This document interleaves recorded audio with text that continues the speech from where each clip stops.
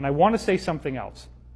One of the things that I learned from whistleblowers from the cabal itself is that they have to work within something they call the rules. And this is very, very important.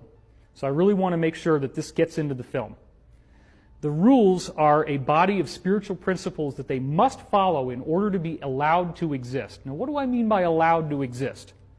I mean that they are aware that there are benevolent forces that will prevent them from achieving their goals unless we give them permission to enslave us.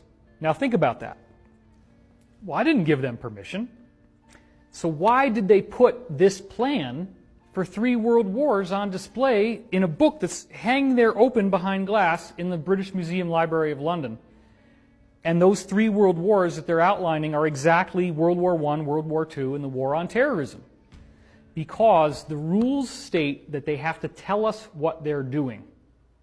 Therefore, if we allow it to happen, we have consented to tyranny, we have consented to enslavement.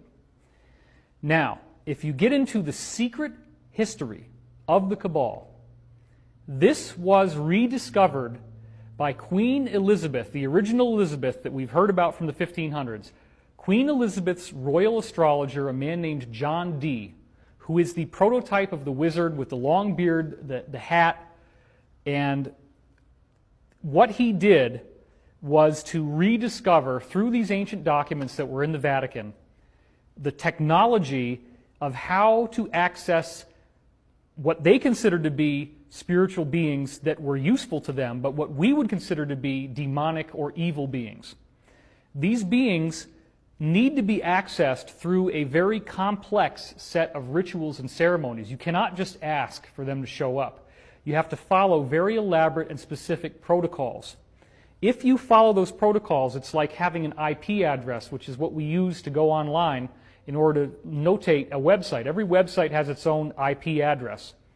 These spiritual beings, such as Baal and Moloch, which they still do ceremonies for today, such as in Bohemian Grove, there is a giant effigy, stone effigy of an owl. That's the god Moloch.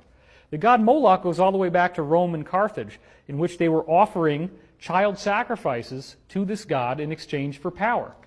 So John Dee rediscovered the technology of how to draw the magic circles, how to say the right incantations, how to actually do black magic on a governmental level.